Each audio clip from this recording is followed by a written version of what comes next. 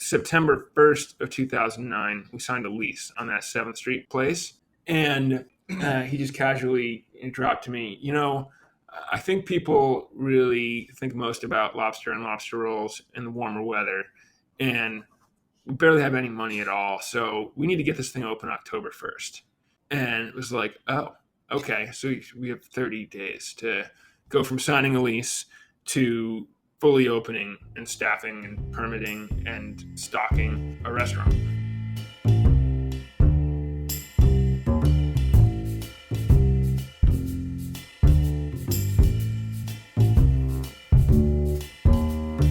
Hello, this is the Idea to Startup podcast brought to you by Tacklebox. I'm Brian Scordato, and today we've got an amazing interview with one of the founders of Luke's Lobster, Ben Conniff. Luke's makes the best lobster rolls I have ever had. I've been eating them in New York City for over a decade. Ben talks through tactics that allowed two co-founders who met on Craigslist with no restaurant experience between them to build a company with dozens of locations worldwide. Ben's a storyteller at heart, and he crushes this interview. It's a great balance of story and tactics, and there should be tons of takeaways for early stage founders, particularly those interested in sustainability. Now, I'm going to warn you, there are traffic sounds, there are sirens. This is a true New York City experience. It doesn't take away from the podcast, but I did want to mention it. We're learning on the job here, and now we've got 2 mics, so this sort of thing won't happen again. We also aren't going to record in my apartment anymore. Once again, we've got a copy of the transcript in the show notes and more info at gettacklebox.com. Just click on the button that says podcasts. If you're enjoying Idea to Startup, subscribe, rate, and leave us a comment. If you want to chat, shoot me an email at brian@gettacklebox.com. Enjoy. So for people who don't know, I guess a good place to start is, what is Luke's Lobster? That's a great question. Luke's Lobster is a Maine-bred, Maine-style lobster shack. So we exist mostly in bigger cities around the U.S. and also in Japan and Taiwan. But we have a very limited menu. The star of our show is the Maine-style lobster roll, which is, put simply, the world's best lobster meat in a toasted bun with very little else on it, a tiny bit of mayonnaise, a tiny bit of lemon butter, and a tiny bit of a seasoning mixture. But really, the lobster is the star of the show. And then we kind of surround that menu item with a crab roll, a shrimp roll, some classic chowders, like clam chowder, lobster bisque, and a salad and a dessert. But it really is it's in its current iteration, it's a very short menu that really focuses on the world's best lobster. Awesome. And I can attest that it is so delicious. And the reason I reached out to you 9 years ago was I was working on a previous startup, and we wanted to get people excited about that startup. So I wanted to give them free or cheap Luke's Lobster rolls, because I thought I'd be able to borrow some of that goodness. So I have a bunch of questions, but I think a cool place to start is just the origin story of like how this got going and how such a simple idea of a lobster roll now has become global. Yeah. So my partner is Luke. Luke is a real person, and he is a 3rd-generation lobsterman.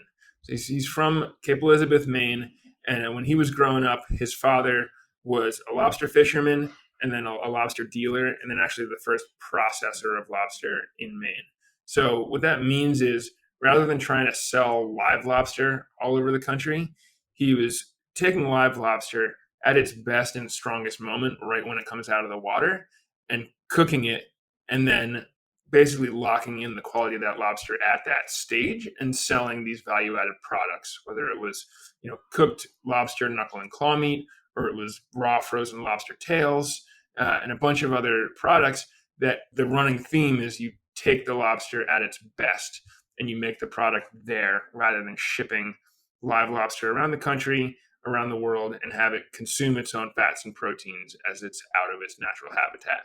So Luke grew up, started lobstering as a kid, learned to do it, went through the kind of apprenticeship program called Sternman for an existing lobsterman, and then built his own skiff and shop class, and actually started lobstering in high school and into college in the summers. But halfway through college, his parents said, "You know what? We're not paying for you to go to college to be a lobsterman forever. So you're going to have to find something else to do next summer if we're going to keep you in college." So that's how we sort of got into the finance world, developed an interest in it, did some internships, and wound up out of college in 2007 at a banking job in New York. was a good job, but he didn't have a ton of passion for it ultimately. And he found that he really missed that traditional Maine style lobster roll and that connection to his home industry. So he sort of searched around all over New York City for a great lobster roll that was affordable and resonated with his experience in Maine. And there just wasn't one. Every lobster roll served here was extremely expensive in a white tablecloth environment. And the lobster was covered in mayonnaise and chives and celery and all this filler. So he looked at his dad's business model, saw that there was a way to get better lobster meat than anybody else was serving down to the city through that connection for less money than others were charging, and to build out, a truly casual, authentic Maine style lobster shack, which didn't have the frills that ring up the bill in in your white tablecloth settings. So he built that business model while he was sitting at his desk, and basically he had maybe a little over $15,000 that he saved up from bonuses at his job. And, his dad basically matched that amount of money. None of us knew until a few years later. His dad told us that he'd actually pulled that from his 401k. Oh. So we had just over $30,000. There was no way he could quit that job and just jump into this very speculative thing. So he knew he needed a partner. And for some reason, he decided that he would put an ad on Craigslist to find that partner. I had graduated from college, didn't really know what I wanted to do. My dad's a writer. I thought maybe that was a skill that I could make something out of. And so I'd been working editorial internships, and I'd been freelance writing and kind of trying to make it in that world. And I'd focus more and more on food writing because that was what I found I was most passionate about. But ultimately, after 2 years, sitting at home alone on my computer wasn't what was motivating for me. I loved cooking, and I missed being part of a team and seeing people every day and interacting with my friends and with strangers too. And I just realized my love of food, my love of people meant that the service industry was something that I should really consider. So I was cruising Craigslist for like the most entry level restaurant jobs. Frankly, I couldn't even get a response to any of the jobs I applied for. I didn't have experience. And then I find this guy who's just posted this. I'm from Maine, and I have a background in lobstering, and I really want to start a Maine lobster shack, and I need a partner to help out. And I was like, this. I mean, first of all, the fact that this guy's posting this on Craigslist means like, maybe I have one screw loose at least. And also, like, I have no experience. So there's no way I'm even going to hear back. But I sent an email anyway. I just said, look, I visited Maine a lot as a kid. I specifically visited lobster docks and like hung out there and watched lobstermen go in and out. And it's an industry that I've always been in love with, and a food I've always been in love with. And the rest of it I can figure out. And I heard back in less than a day. Whoa. And we met up like 2 days after that. And 2 days after that, he flew me to Maine to meet his family and to see his dad's business, and basically for them to get a read on, whether I'd be the right person to start this business with. And they're all, I'd like to think, good judges of character. So, within a week of meeting, it was a done deal. We were going for it. We were already, starting to look at leases on some spaces that he had sort of picked out as possible first locations. And this was mid-August of 2009. So September 1st of 2009, we signed a lease on that 7th Street place. And he just casually dropped to me, I think people really think most about lobster and lobster rolls in the warmer weather. And we barely have any money at all. So we need to get this thing open October 1st. And it was like, oh, okay. So we have 30 days to go from signing a lease to fully opening and staffing and permitting and stocking a restaurant. And did you still each had your jobs at this point or no? I didn't have a job. I had been freelance writing. So I pretty much dropped that as soon as I signed up with Luke's. I had some lingering like pieces out there that I needed to edit and stuff like that I kind of chipped away at in my like 1 minute per week of free time. But I was all in on this, and immediately went from like my typical 45-hour a week of work as a freelancer to 110, just like overnight. And I'd never considered ever working that much in my life. I honestly like never thought of being a business person. Never thought of. I was kind of like, I was a freelancer, like kind of a creative person, not exactly a business guy at all. So, but something about this project resonated so strongly with me that like it wasn't even a question that I immediately dove in and spent every waking, breathing moment on it. And like I had just never felt more fulfilled than that 30 days of we have a goal, we have no choice but to hit it, and we just have to figure out how to do it no matter what. I know you said it was just something about the opportunity, but I'm so curious as to what it was. Was it like Luke and the thought of what you could build, or was it the product itself, or was there some validation from customers? Or I mean, I was Luke and I maybe had talked once about the possibility that if this went well, there could be more. I was not at all optimistic on that front. I thought that this was going to be a side project for Luke, and if I was lucky, it was going to pay my rent. Wow. But it was going to be something I was passionate about. And to me, it was how much I love lobster and how much I knew, and then Luke taught me about how sustainable and wonderful and kind of individual entrepreneurial the lobster industry is, and what the industry meant to so many small time fishermen, and just the passion Luke had for the business, the history he had with his family in the business. It all just resonated with me that this wasn't somebody who just wanted to start a startup and they just reeled through a bunch of ideas until they found one that maybe would stick. This was like a lifetime and generations of love for this industry that was motivating this. And, me being able to feed off that and own a part of that and take just full responsibility at that time while Luke had his job for birthing this thing, even if it just ended up being one location forever. It's something about taking ownership that way that I'd never gotten to do before. Just floored me. Wow. I'm like kind of floored as well. So tell me about that month and how you were prioritizing. So Luke had history with the sourcing side, but had anyone in Luke's family ever built a restaurant before, or was restaurant new? Restaurant was new. Restaurant was new to all of us. I mean, I'd worked in a donut shop before, frosting the donuts and pumping the jelly, and that was it. I mean, I guess I'd bust tables, but no, we really didn't know what was going on that front, and we just had to imagine, like, okay, what all goes into running a restaurant, and building one. And so there was so much Googling and so many literally just walking next door to Caracas and asking Maribel, our neighbor, for advice on like what it meant to own a restaurant.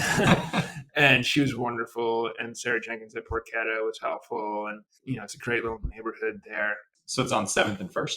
Yeah, 7th, right between 1st and A. And, there was just, okay, I know that I'm going to need a building permit. So I'm just going to go to the Department of Buildings and wander around until either they throw me out or I figure out how to get a building permit. And I know I'm going to need a health permit and a health inspection. So same deal. Just Google where the Department of Health is and just go. And obviously I had some background in like renovating apartments, just painting, kind of light work like that. And so did Luke and some of his friends. So we just did everything ourselves on that front. Luke's uncle came down and helped us with the finer carpentry of just the bar counter, basically. Everything else, we just kind of, painted this little shoebox space and rolled in refrigerators. And you had an artist friend of Luke's brother who came and did a mural for us, which was really cool. So it wasn't so much that I was good at prioritizing. It was just that I just did everything I possibly could all the time and just like ran around like crazy. And there was no, if I wasn't doing something with my hands, then I was on the phone all the time. And the staffing part of it too, totally new to me. So just again, like turning right back to Craigslist and interviewing tons and tons and tons of people.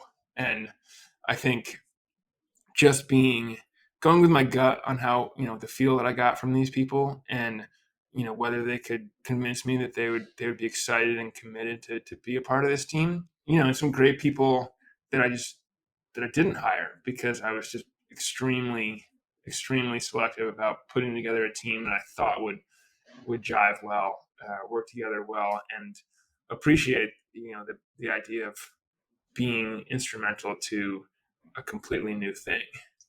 So what struck me, I remember I went to that Lobster Shack because I had friends who lived on 7th. I remember I went there like early on, and I remember thinking, this has a strong brand. Like there's like a very consistent brand throughout.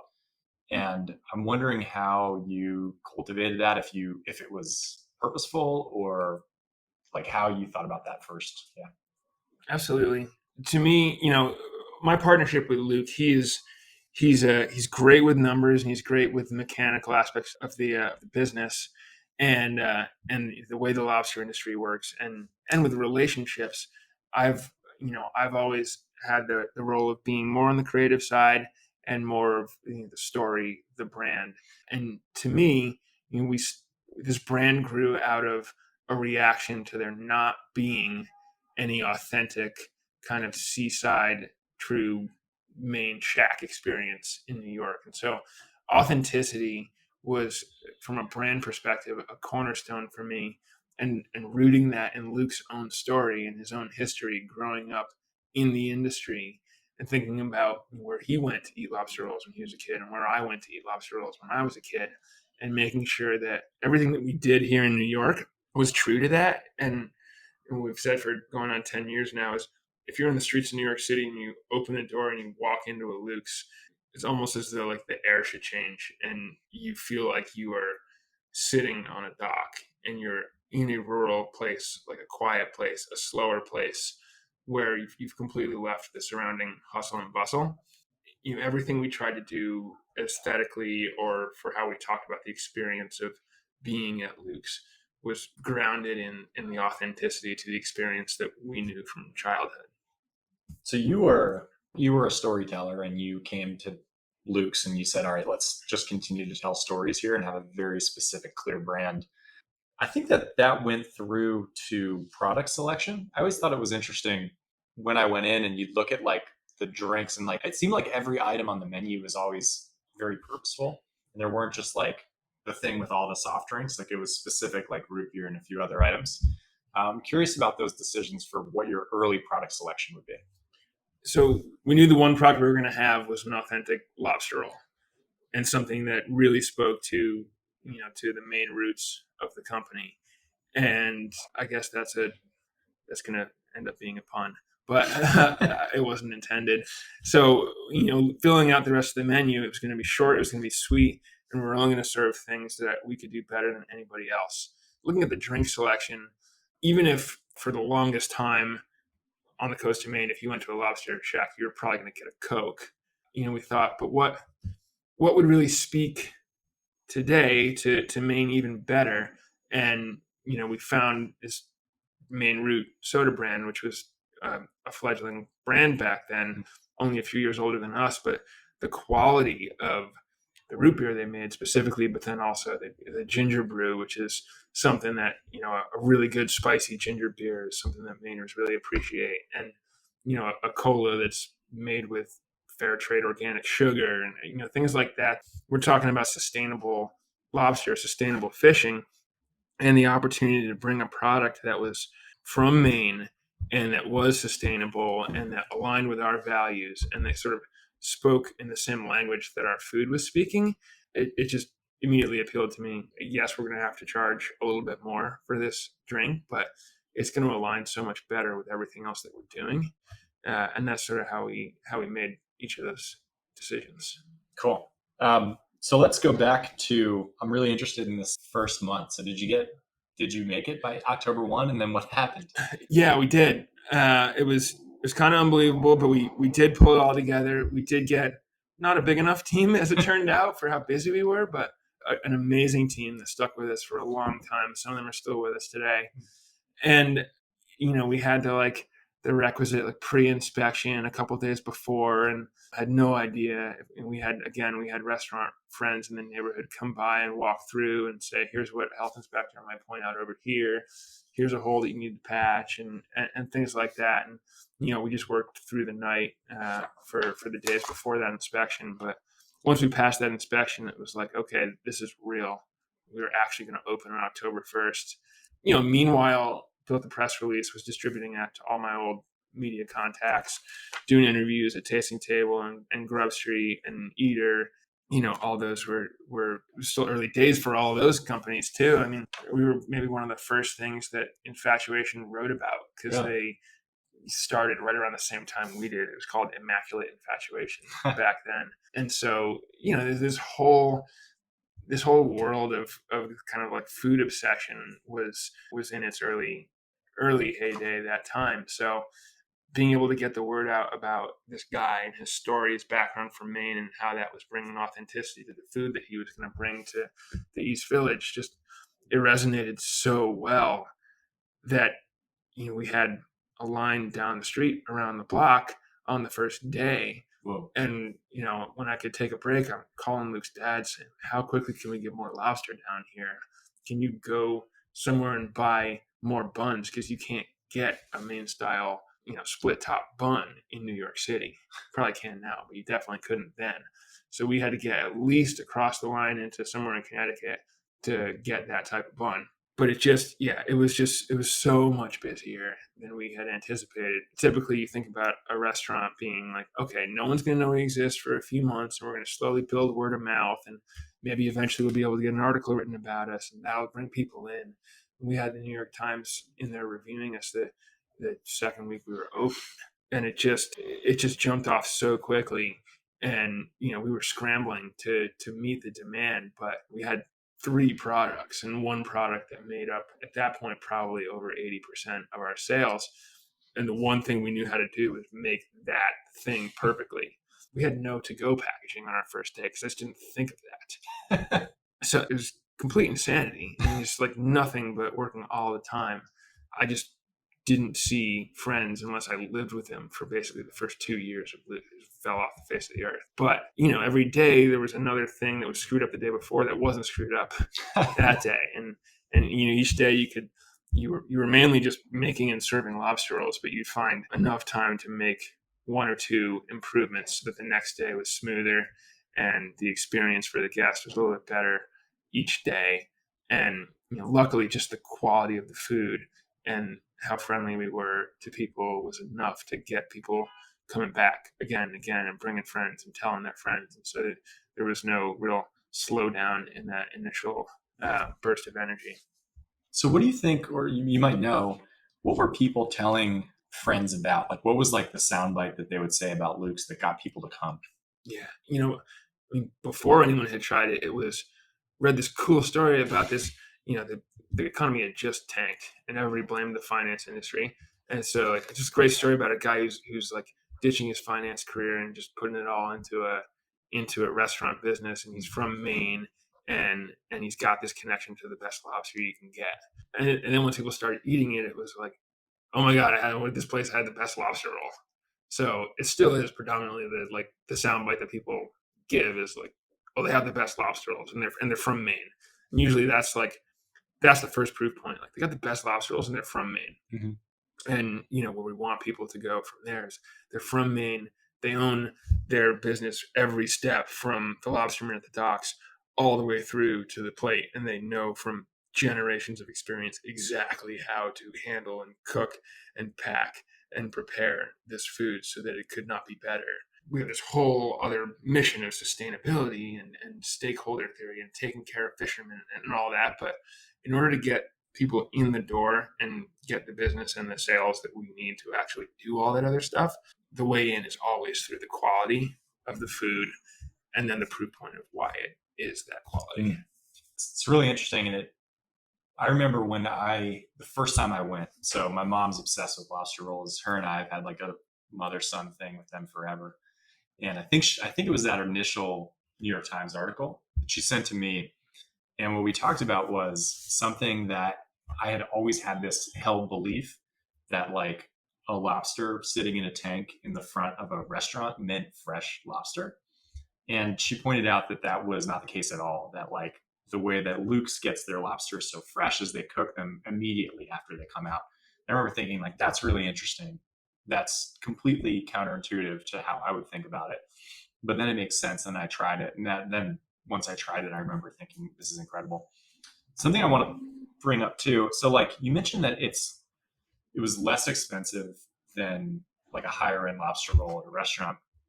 But I remember for like whatever I was, 25-year-old Brian, it was like a little expensive for me. It was $17. So I'm interested in that price point and who those initial customers were. And was this like a stretch for them, or how they think about it? Yeah. We think about that all the time because we want the biggest tent we possibly can. Of course, we want as wide a guest base coming in as we can get. And so we could have come in, we could have done a market analysis and said the average cost of a lobster roll in New York is $25. So we could price it at 22 and undercut all those other people and we'll win. But the fact is, the average person in New York couldn't afford the average lobster roll in New York at 25. They couldn't afford 22. And the average person in New York couldn't afford the 14 where we were when we started. But a lot more people could afford 14 than 22. And what we wanted to do was basically say, I mean, with the economy tanking, there'd been a big loss in demand for lobster because most people ate lobster at these super high-end restaurants where they were like, it was a closing dinner for their banking deal, or it was like their 10th anniversary, and they were really splurging. That was how people thought about lobster. The economy went, there were a lot fewer of those splurge meals. But for us, it wasn't this like once in a lifetime splurge on the docks of Maine. It wasn't like that at all. It wasn't cheap, but it was something that could be approachable for more of an everyday celebration. So that was what we wanted to achieve, and we wanted to do it because we wanted to grow demand for this product. And we knew these fishermen were out there following sustainable management techniques that made it much more difficult and expensive for them to do their jobs. And they were in situations where they didn't have a market for the lobster that they could catch. So we wanted as many people as possible eating lobster rolls. And for us, that meant taking a much smaller percent profit margin on the food than a typical restaurant, and hope that people would appreciate that enough that we would do the volume to make up for that lower margin.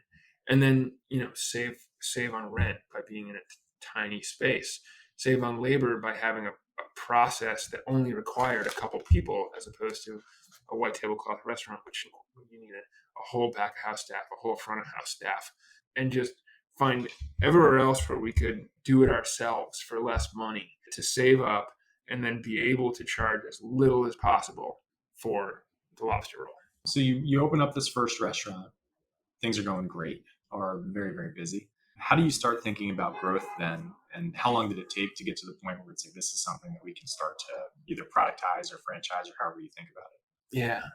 I think we wanted to see, is this going to be a flash in the pan 1 week of awesomeness, or is this going to sustain? And, a responsible person would have said, okay, let's give it 2 years and then see how it's going. We gave it like 3 months. And when it was still doing well in December, outside of what people would classically think of as the strong season for a lobster shack, Luke said, I think we're ready to expand. And I said, Luke, we're still like storing cash under your mattress because we haven't even had the time to install a safe in the restaurant yet. What do you mean we're ready to expand? And he said, no, we did. The demand is heavy right now. And if we can't lean into that and we can't keep the momentum that we have as a brand, then, we might miss our chance. And I don't even know that I actually agreed, but I said, okay. But the one thing that he did say was, if we sign a second lease, I'll quit my job. So he hadn't quit yet? No. Wow. He did not quit. He didn't quit until we signed that second lease. That's when he put in his notice at work. So, yeah, I mean, for me, I'm thinking, okay, I'm still working 100, 110 hours a week. I still see so much room for improvement in this business. How can we grow? And he convinced me that the timing was necessary to not just kind of fade out of the public conversation, and that we had a great team and that we could be tolerant of a certain number of mistakes and a certain number of imperfections, so long as we were true to the ideals of having the highest quality product and, serving the ingredients that we believed in and taking care of people. So we decided to go start looking, and the Upper East Side was our next, we're gonna reach a totally different group of people up there, but another group of people who really care about lobster, who understand kind of that coastal feel from trips that folks take, and who are really lacking an approachable, casual restaurant for great food. A lot of these younger companies now have gone to the Upper East Side and have been successful there, but back then it was really only really nice restaurants in the area. So we went out and we found that space, and there was a lot of heartache with we promoted a great person to oversee that first shack while we focused on the second, but frankly we didn't give her enough support, and it was very difficult for her to grow into that role. None of our people were any more experienced than we were. They were just hardworking and smart and wanting to get it done. Learning to manage from outside the four walls of the restaurant was very difficult, but we just fell back on the fact that like our relationships with our team were so strong, and their belief in us and in the company and what we were doing was so strong that we survived a lot of bad management decisions and not really knowing what we were doing, just because we had great people, and ultimately we all loved each other enough to forgive a lot of screw ups. And you had an exceptional product. Yeah. And from a guest perspective, that always got us through any mishaps. I think that growth is really interesting. So we've got, as I mentioned, we'll have a lot of like early stage founders listening to this, and a lot of folks get to a point where it's time to like hire your first person. And I guess in your case, you had probably two different types of hires. You had more so staff who would be running the restaurant, who are interfacing with your customers, who are incredibly important, and then more strategic, higher level hires. When did you decide it was time to hire someone, and what were you looking for in that person? It's a good question. I mean, so I think there's a couple different, I would say, key outside hires along the way that we made.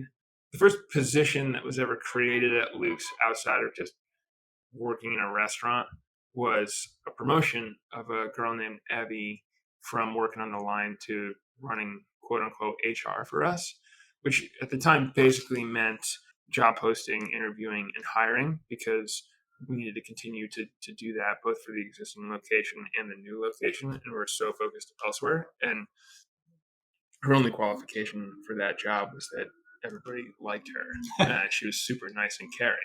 And I thought, okay, well, that's like the right attitude to have for HR. So that was the first corporate job that we had. She still worked probably 4+ shifts a week in the restaurant, but then also carved out time to do this other stuff too. And then the first outside hire of that sort was a girl named Nina. She was working in restaurant operations at the time, but really had a strong interest in finance. And she came in to basically clean up our bookkeeping, which had been on, basically Luke would create an Excel spreadsheet with some various categories of spending, print it out, bring it to me, and I would fill it out with pencil and paper when I bought stuff. Like, that was our means of accounting. And then, I would write in what our sales were each day. So, things like bulletproof.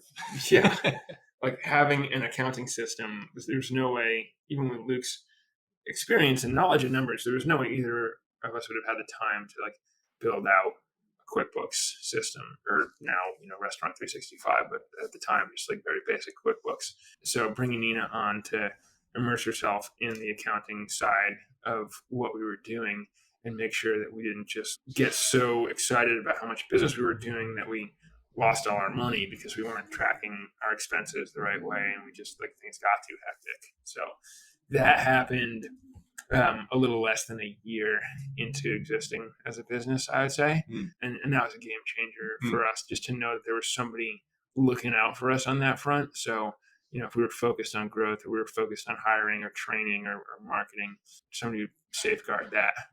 And then, over time, bringing people into marketing positions and compliance, and compliance was my sister. Everybody that we brought in on that front was junior or not particularly experienced in that field, but convinced us that they had the right head on their shoulders and they'd be able to make it happen. Some of them were promoted from within, some of them were from the outside. It was 2015, I think, when we finally decided, we actually need somebody who's got major, serious experience in this industry. We were very cocky for a long time that, we're better off with that experience because we're doing things our own way. And at a certain point, there are just things that are true to every business and every restaurant business, and structures that you need to put in to succeed. And so we found a guy named Dempsey who'd been running restaurants for a few decades and was kind enough and patient enough to join us. And, a couple of kids and a company full of kids that didn't really know what they were doing. And we were luckily humble enough to say, yeah, we've been really successful so far, but we have a sense that we may not be successful for too much longer without some adult help.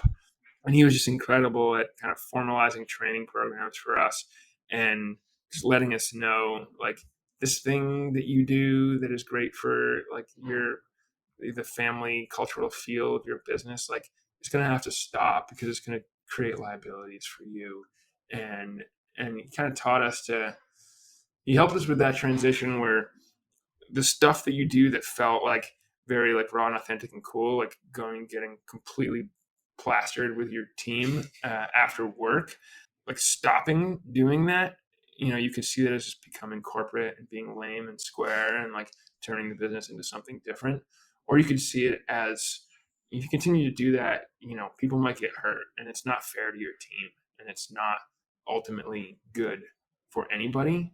And if you're going to make a decision that if you actually care about your people and you actually love your people, you're not going to show that forever by making irresponsible decisions around them. You're going to show that by taking a step back and doing what's actually better for their professional growth and their personal growth. And it's not to say we don't have beers with our teams anymore, but it is to say that we're always cognizant of what's safe and what's good for people now, and what's appropriate professional relationship, even if you have a really fulfilling personal relationship with your team as well.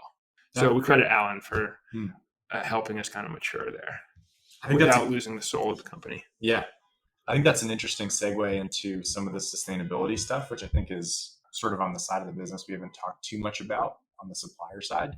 So I know you're a B Corp. A lot of our founders have a goal of sustainability and socially responsible actions, but at times there can be tension between trying to start up a company in a way that's most profitable so that you can continue to like grow versus that sustainability side. So I'm curious how you guys think about that and how you've been able to stay so focused on the prioritizing sustainability. Yeah, it's a constant battle, honestly, and it keeps me up most nights to know that we do so many things that are environmentally and socially sustainable, and that we do other things that are not environmentally sustainable, at least, and that we can't afford to do them. And you have to accept that there are some things that you can do immediately, and there are some things that you need to set as goals and try to hold yourself to, so that if you become financially successful, you will make this improvement. If you attain this level of profitability, you will invest that profitability in doing this better. So, for us, there are things we'll never compromise. We'll never buy, an ounce of seafood from a fishery that's not sustainably managed. That was our starting point. And I think the key is, if at all possible, just never go backwards, right? So as you become more successful and you scale, remember to invest some of that success, not just in growing for the sake of growing, but also improve one element of your packaging, to spend a little more on something that's made from post-consumer recycled materials as opposed to virgin materials. Be ready to lose that little bit of your P&L and make it up wherever else you've been successful. And as we've come through this process, we've done that. We've moved away from a lot of the packaging that we didn't like, but we still have stuff that we're not proud of. And we still have disposables that I wish we didn't use. They're about as good as they can be, but like, they're still disposables. But we can't afford to necessarily put dishwashers in all these places, or frankly, to like end our existing leases and take new leases on spaces that are big enough to have dishwashers or to have storage space for reusable metalware. So you can't hold yourself to a standard of perfection. You can only set the baseline of what you'll never compromise, and then set goals. And we're getting better at that, especially since becoming a B Corp and going through the certification, because you see all the points you got for how wonderful you are, and you also see all the points that you missed. And they put a great emphasis on transparency and goal setting and trying to improve every single year. So, getting in a place where, I never measured my use of disposables before, but now, I have a spreadsheet that tells me exactly how many cases and dollars and pounds of disposables I ordered last year. And I have a 25% reduction goal for this year, and maybe for next year that can be a 50% reduction goal, and I can hold myself to that. And what's sustainable for the environment is stopping using all of it. But we would lose all of our takeout business, which is 50% of our business, because so many people would be angry at us for that. And you have to remind yourself that, like, I live in the bubble where I understand the effect that plastics have on the world. So when I get takeout, I ask for no utensils and I bring it home and I use my own utensils. And that's great for me because I'm in the bubble, and not everybody's there. And you can't hate everybody that's not in the bubble, because they're busy with other stuff. And it's not easy to constantly have that awareness of everything around you that affects the environment. So we have to, accommodate our guest desires enough to stay in business, and then strive to slowly make the changes and communicate with people. And 4 years ago, we got rid of straws, and we had people that were pissed off about it, and you just have that conversation. Those straws are terrible for the environment, and it's not that difficult to sip your soda out of the bottle. And we lost a couple of guests from that, maybe, but we also helped teach people through that experience, and it wasn't so bad that we lost enough guests that it ran into the ground. And I think, with people's awareness growing more, there's going to be more and more tolerance, and we're starting to get nailed on social media for people who do see the disposables, and I love it. As much as, like, I don't like them, talking about how awful we are, I love that they're saying it's bad that we have these disposable wares, because it is, and we do it because our guests demand it.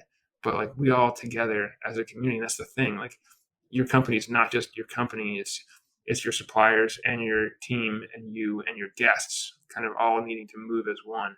And you can't get too far out ahead of what your guests desire, or you'll lose them. So we need to bring them on together, and they need to, these few who are on social media complaining about our plastic wares are great, because they're helping to push us, and hopefully, together we're all moving in the right direction. And that's how this whole industry is gonna hopefully heal itself, by working with the customers to talk about those issues and help them get to a place where they're okay with having to use their own reusable utensils someday. What a tremendous point of view. That's really good. Appreciate that. I want to be cognizant of time. I think that's a cool place to close. I could ask 100 more questions about Luke's as you scale, but I think for our customers, you've talked about a lot of the stuff that'll be relevant for them.